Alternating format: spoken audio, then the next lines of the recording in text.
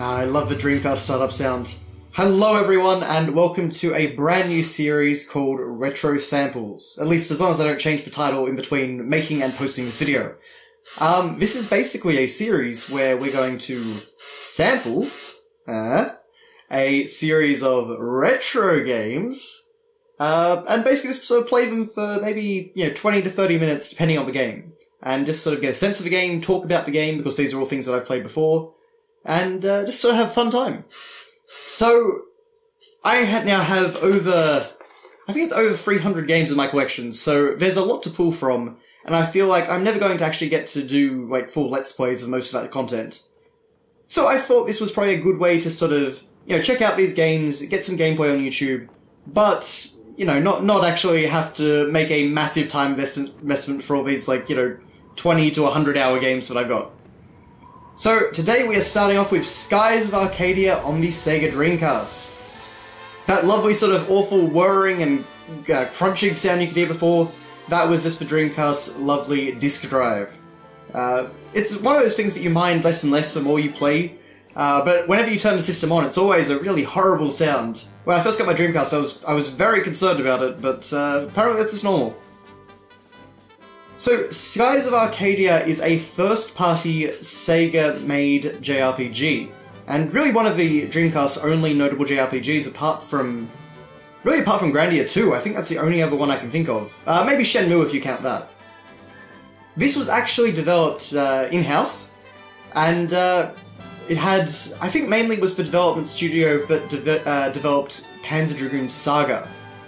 Team, I don't have the name somewhere here. Team Andromeda. It also had developers who worked on Phantasy Star 1, 2, I believe 3 and 4 on the Sega Mega Drive or Genesis, depending on where you are. So there was quite a bit of RPG cred backing this game. And Skies of Arcadia, in my opinion, is one of the best games of its generation, in terms of JRPGs anyway. It is a fully realised world in full 3D, trying to do new things with the genre, and just being a really sort of impressive next-gen example for the time of what JRPGs could become. One of the things that always disappoints me about the JRPG genre is that it's sort of stagnated. Like, the PS2 was very much the peak, and then it just disappeared for a generation. So we never really got to, evolve the genre more and sort of make that, really modern, big-budget, impressive JRPG. Probably Persona 5 has been about the closest thing we've had to that in a long time now.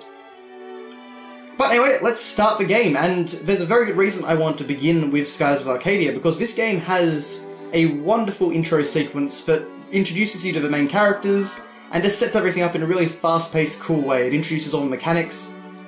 One little fun thing on here I will say is that you can actually, if I had my Dreamcast connected to a dial-up modem, at least certainly back in 2000 anyway, I could access the homepage, and we could actually get downloadable content. Yes, DLC was actually a thing on the Dreamcast. I could get downloadable content through this, so that's one of those cool little experiments that Sega was trying. I guess we're not really in such a good place with DLC now, but it was certainly a very exciting concept for the time. And of course, games like Phantasy Star Online would do amazing things with that being the first console MMO. So, Skies of Arcadia was really, as I say, developed to sort of fill a missing part of the Dreamcast library. And, interesting enough, the developers sort of talk about Final Fantasy 7 and 8 and how the character models in that game aren't really that expressive and that sort of thing. They don't really reflect the anime style of the artwork of that sort of thing. You can't really see how characters are feeling just from, facial expressions. So one of the things they really wanted to do with the story of this game and the horsepower of the Dreamcast was to basically make a game that was more expressive and more readily able to be sort of conveyed through visuals in terms of characters, how they feel and their personalities. Now, the actual dialogue and localization of this game is not a translation of the original Japanese version of Skies of Arcadia, which was actually called Eternal Arcadia in Japan. This is actually a completely rewritten, localized script.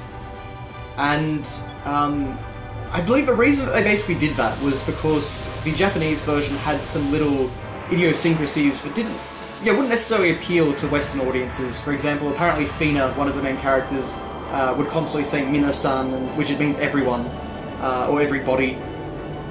And there were little sort of like things that just wouldn't flow well to English, so they decided to... Apparently they did a full translation from Japanese to English, just a very basic one, and then they basically just scrapped that and went and just sort of rewrote all the dialogue in the game. You know, I'm not exactly a massive fan of that approach, but I will say that the dialogue in this game reads quite well, especially for the time, and is pretty enjoyable. Like, you do get a clear sense of each of the characters and their personalities. So it's one of those things where it's having not being able to read Japanese and not having played the Japanese version, it's hard to sort of gauge how different it would be. But, you know, at least if they were going to do that, they did seem to do a very good job. And I actually do really like the script of this game. There's none of the sort of awkwardness, I guess, of a game like, a lot of PS1 RPGs. You know, Wild Arms 2 is one of the worst I've ever run into. But like Wild Arms 3 on the PS2 as well, like, just to compare it to that as a bit more of a contemporary, yeah, this is a much, much better script than a game like that. Okay, so now we're being introduced to our main characters. We can see Vice up there, and this is what we are. We are air pirates. Not sky pirates, air pirates. And air pirates, you know, they're sort of the dashing rogues of the Skies of Arcadia world, you might say. So they are pirates, they do steal and whatnot, but they don't attack like innocents or whatnot. They steal from sort of the evil empire of the game. Very much the sort of Robin Hood group. I love this opening because this shows more than most things a generational shift. Like, this looks incredible for 2000. If I had seen this in 2000, I would have bought a Dreamcast, I think, because I would have just been so amazed. Yeah, going from even like the N64 to this is a massive leap. Look at that lighting, the camera work. So this is Vice, and he is a very enjoyable character in this game, the main male protagonist. But we're not alone. Of course, we have Aika, who is Vice's childhood friend and also an air pirate. So these two are sort of the core of the game, along with Fina, who was the girl in the little ship that was getting attacked before. So I'm a blue rogue like Vice, and we're robbing you. So the Valuan Empire are essentially the big villains of the game, because naturally they have a mad empress and want to revive an ancient evil. Always very smart for these sort of evil empires, but you could probably imagine how it goes. The story isn't anything too crazy, but it is very, very enjoyable and does have a lot of twists and turns which keep it interesting. Okay, so here we have the combat system.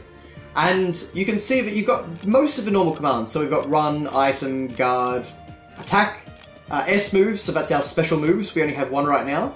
At any time in the menu, you can actually press X and you get a description of how, basically how the super move works. So that's a really nice feature. And we have magic here and focus. So focus lets us build up the green bar at the very top of the screen. And basically that was what allows us to use S moves and magic when we have it. We can also press the Y button to change the colour of our weapons, and this game works on colour elementals. So basically the colour of your weapon can have different effects in battle depending on what the enemy is weak to. So we'll go to green for now and we'll attack this soldier. And this is just another really fun thing that shows sort of the generational leap, is that the characters are all actually 3D models on a 3D modelled environment background, and they can actually run around and attack with each other. It doesn't really do anything when they're sort of running around while while the main focus of the camera is doing anything. It just sort of looks cool and adds a little bit more style to it. In fact, this is very Chrono Trigger, in my opinion, the way that the characters sort of run around, and they actually have different attack animations depending on whether an enemy is near or far, much like Luca did in Chrono Trigger. Unfortunately, we do have some voice acting in this game. Not much, thankfully, but whenever characters use a special move, they do state what the move is, or they say like, "Moons, give me power!" and things like that. So it's not terrible, but it's not great. And again, look at this camera work, look at this lighting. This is such a leap. In my opinion, this is one of the best looking games on the Dreamcast. And that's the other thing as well. This game, even though it's actually quite a bright game overall, it doesn't pull its punches with some of the darker stuff. You know, like, we are fighting these guys, we are killing them. It just has a sort of lot of lighter moments. And like, this sort of stuff is fun. You know, when we're out here, remember it's Captain, not Dad, and that just establishes the relationship between these two quite easily. Okay, so let's go and introduce ourselves to the captain of this ship, Alfonso, who is one of the sort of main generals. You have a cadre of villains in this game that get in your way at every step of the story. And it's sort of, I guess from a modern example, maybe think of Organization 13 in Kingdom Hearts 2, but maybe with a tad more personality. Now, by the way, the music in this game is wonderful. I adore so much of this game's soundtrack. It's got a real energy to it, and it makes scenes... well, even like dungeon exploration and things like that, a lot more impactful than otherwise could be. But I love the fact that we have these fully 3D environments, you know, no pre-rendered stuff, nothing.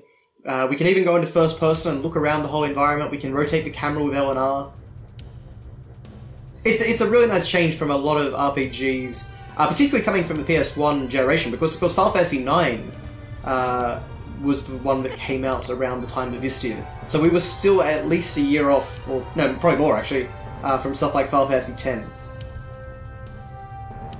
But you can see what I mean with like the character expressions. Yeah, that's something you just couldn't do on the PS1, at least not to the same extent. I mean, Vagrant Story definitely tried to do that, but I think that game might have even been 2001. So this opening sequence basically has us sacking this ship, and we'll end with a boss fight. So it's a pretty sort of... It's a nice little way to sort of introduce you to the game, and I thought it would be good for this sort of sample approach. But Skies of Arcadia is unfortunately one of those RPGs that's really gone forgotten in the annals of history.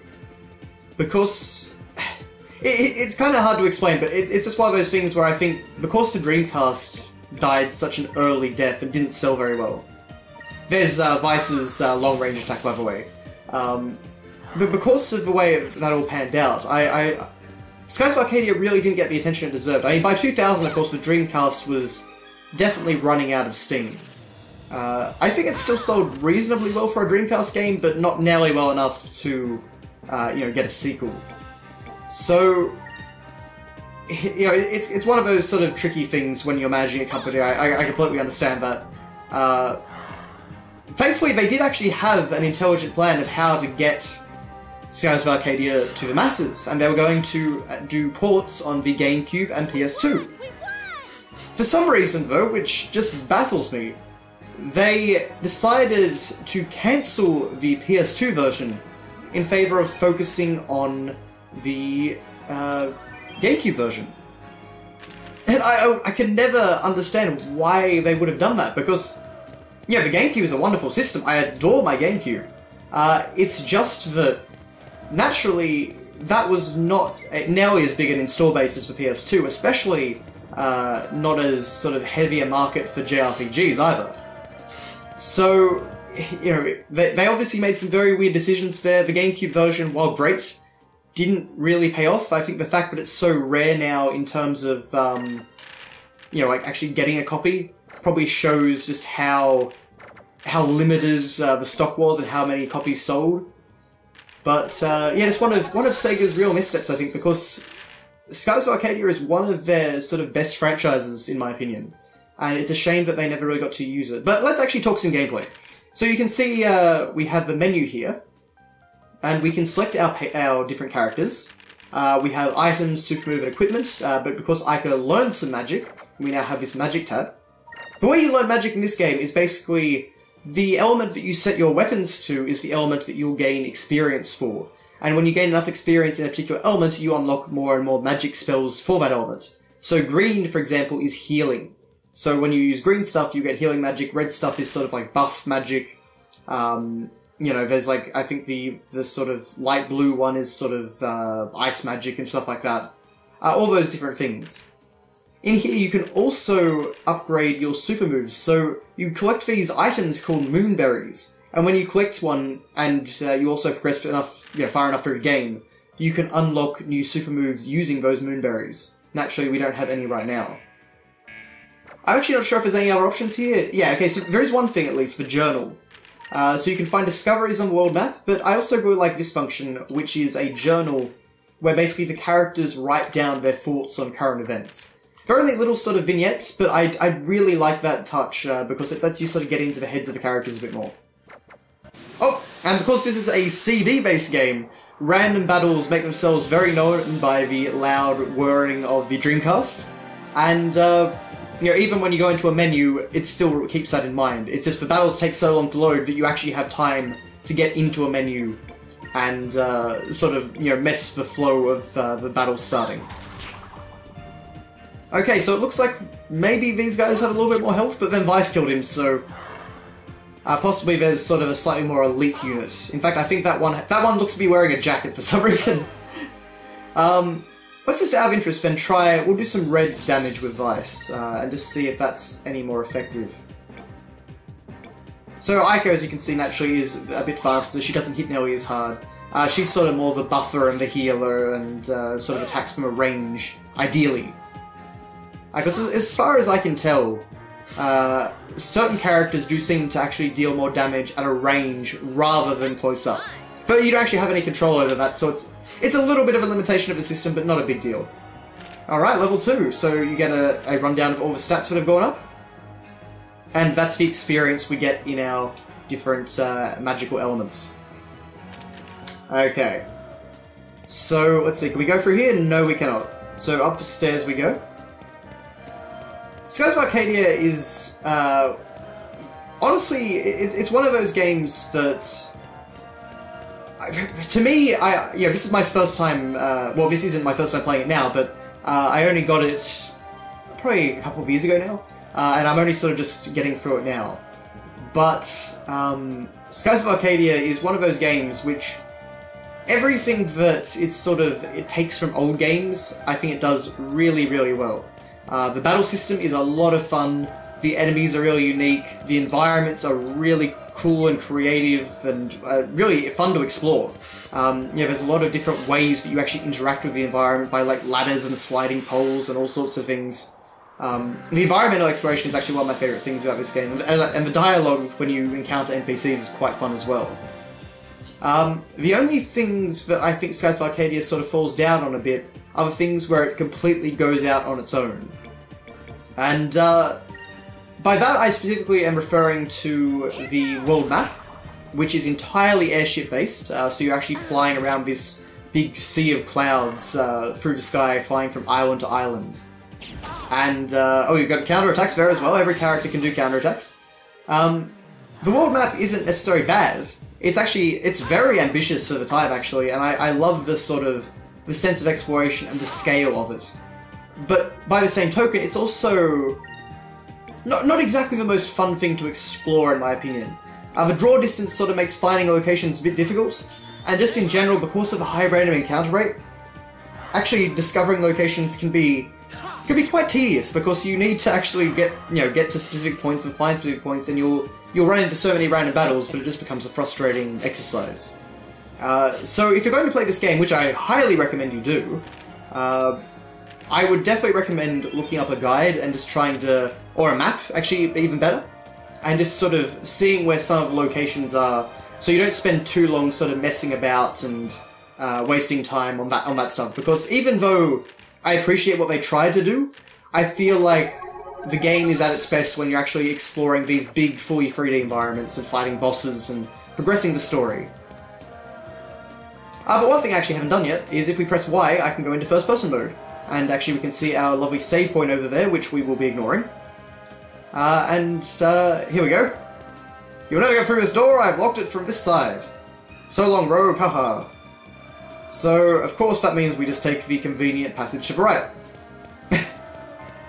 And this is where we get out into daylight. So it's the early morning now, and we're going to climb down this ladder, and again, they're showing off here. It's wonderful. I love it when RPGs do this sort of thing. It's just that sense of scale. I've never really climbed around an airship like this in another game.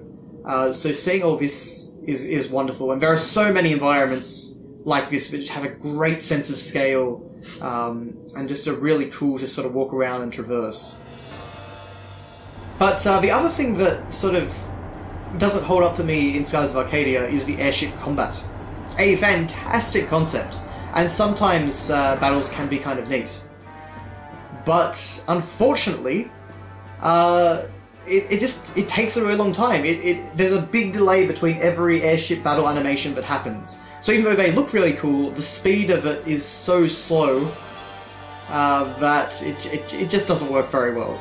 But anyway, we've got this great cutscene here that really establishes Alfonso as a villain. So he is making the vice captain out to be a traitor, and of course he is going to kill the traitor to basically cover up his incompetence.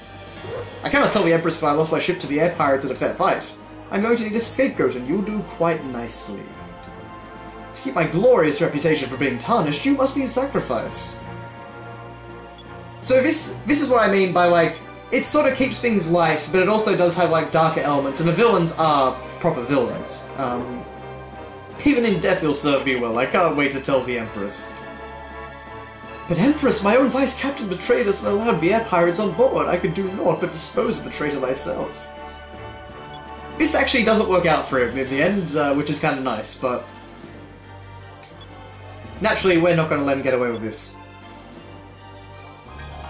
Just one more thing I need to do. After seeing you kill an unarmed man in cold blood, I can't allow you to walk away from this. Draw your blade, Alfonso.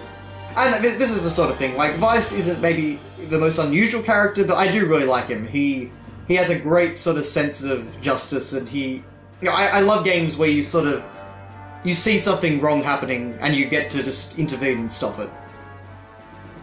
You aren't worth my effort, perhaps you'd like to meet one of my pets. Come, Antonio! And here we have our first boss. Which is, yeah, that's nice texture work, by the way. For the Dreamcast, like, as I say, everything looks really good in this. Postal War Beast. I was going to leave him here, but it seems I found a use for him after all. I believe that Alfonso... Yeah, when I first played this, I actually thought he was a robot, but it actually looks like he is part organic.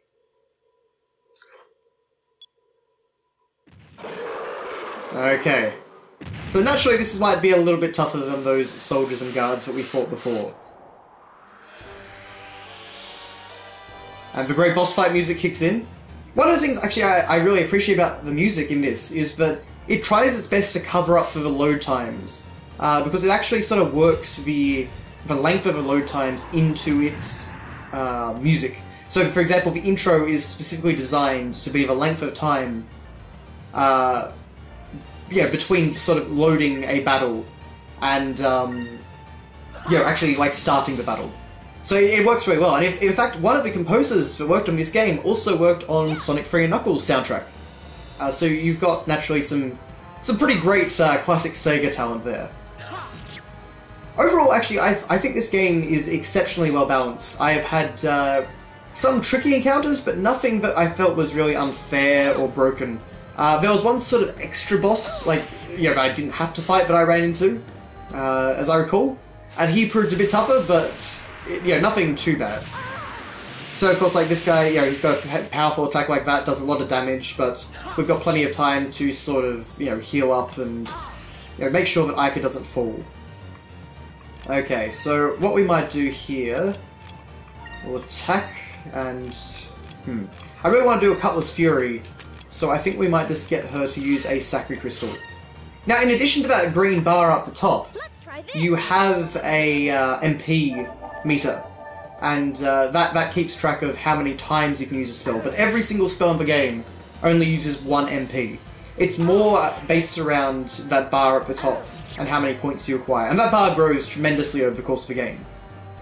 Okay, Cutlass Fury time, and I think we'll just have Ica focus. I really love all the battle animations in this game as well. Every enemy has unique animations, and all these character super animations look really cool. So it's limit break sort of stuff, except these are moves that yeah, you'd be using a lot more regularly than limit breaks, and pretty much all of them that I've seen so far in the game have been really cool. The only funny thing is that some of them actually light up the TV so much that they actually make my TV essentially darken itself to try and avoid burning. So that's a little bit of a problem. I kind of just have to change the channel and come back to it, but it's not the end of the world. Okay, looks like Antonio is getting pretty low here, and you can see that actually every enemy in the game has a special sort of like running out of steam animation. So whenever they get low on health, they change to that as their idol. A lot of little nice touches in this game. Apparently this game actually was, yeah, development ran pretty smoothly. And, oh thank you Ica, that was very nice. And it was actually only developed by a team of 20 people. Which, given how lengthy this game is, I believe it's sort of in the, you know, sort of anywhere from 30 to 50 hours sort of range. Actually, probably more than that, it's a 2-disc game. Yeah, it's a pretty massive amount of content for a very small team working with brand new technology and making, yeah, one of the most impressive games of the time, in my opinion. At least visually, anyway. Oh, and we got a Moonberry, so we can now purchase a super move. Okay, so that's Alfonso done, but unfortunately, of course, he escapes.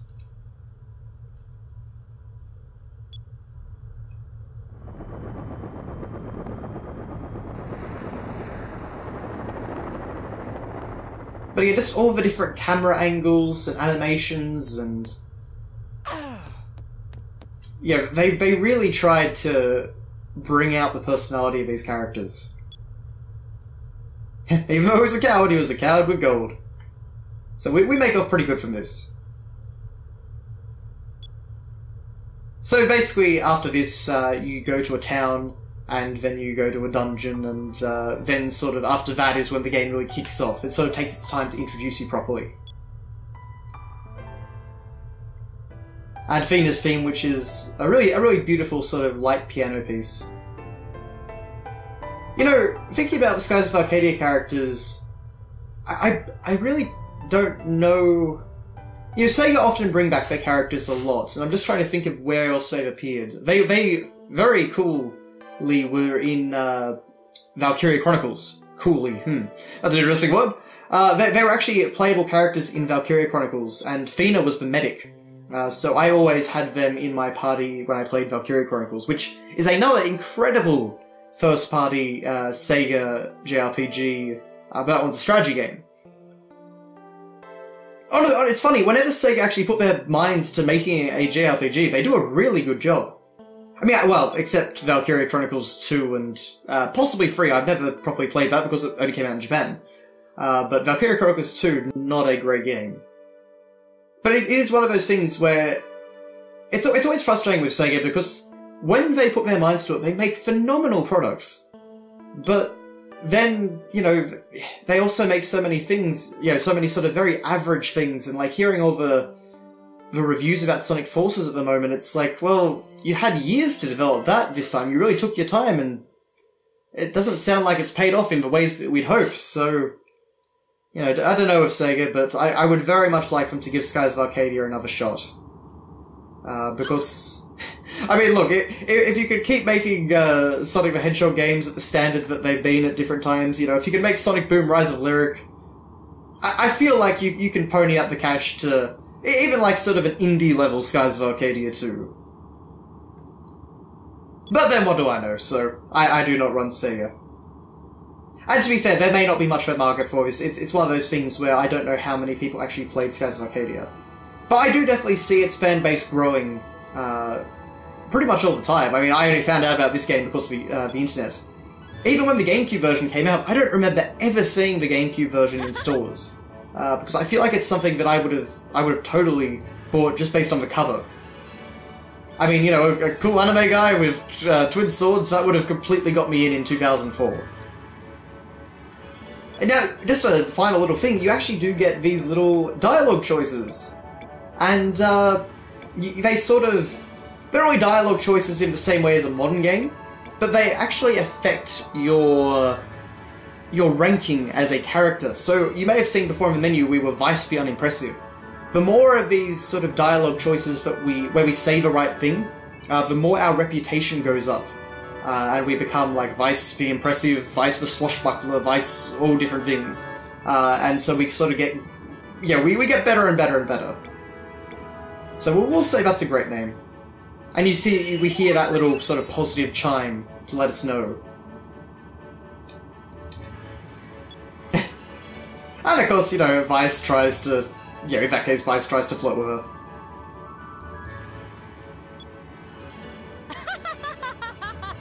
It's interesting. Because I've only so far of the game, I'm not exactly sure how all the relationships are going to break down. But there is sort of an interesting. They are a very interesting trio with the way they all interact. These characters. I'm not exactly sure how everything's going to break down with these three. So Fina is from a completely different ocean, and basically, her mission is the mission that sort of kicks off the entire game, and we have to stop all these ancient evils from being revived by this evil empire.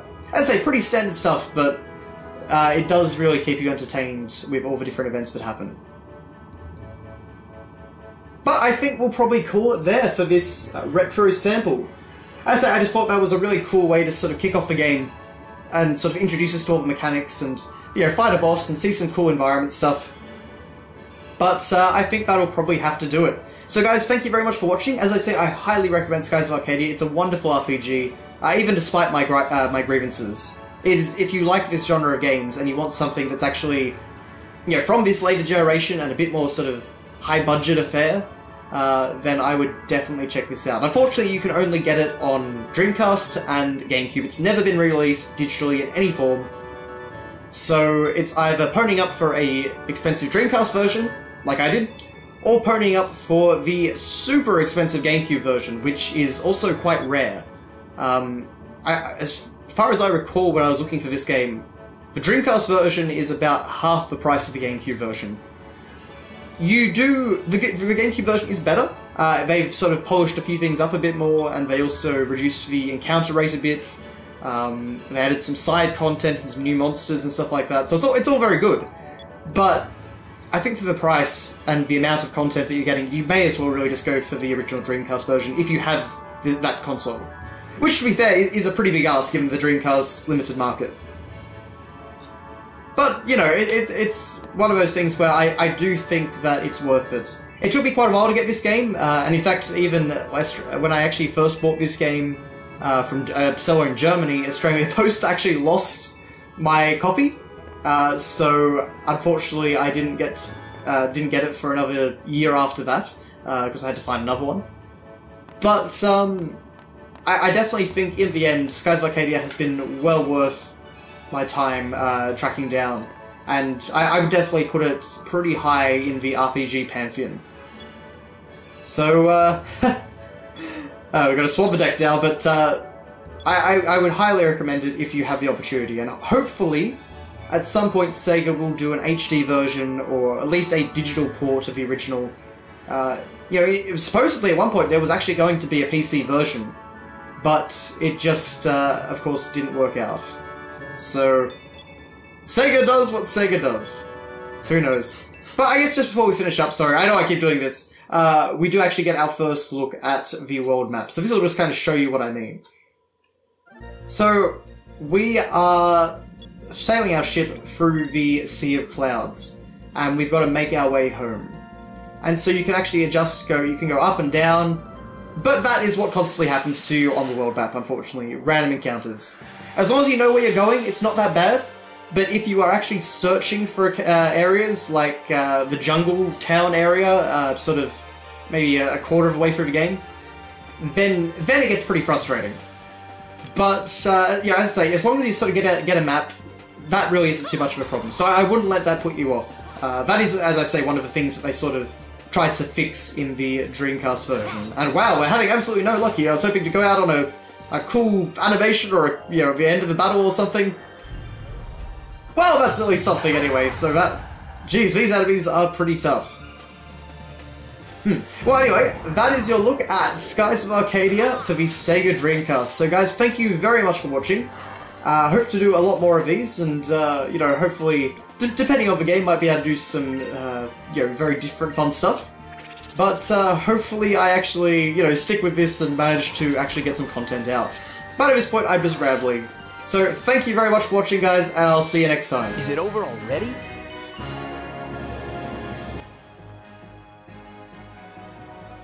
Oh, look at that! It even puts a picture of the enemy group in the background. I've never seen that before. I must have just completely missed it all the time. Oh, there you go. That's neat.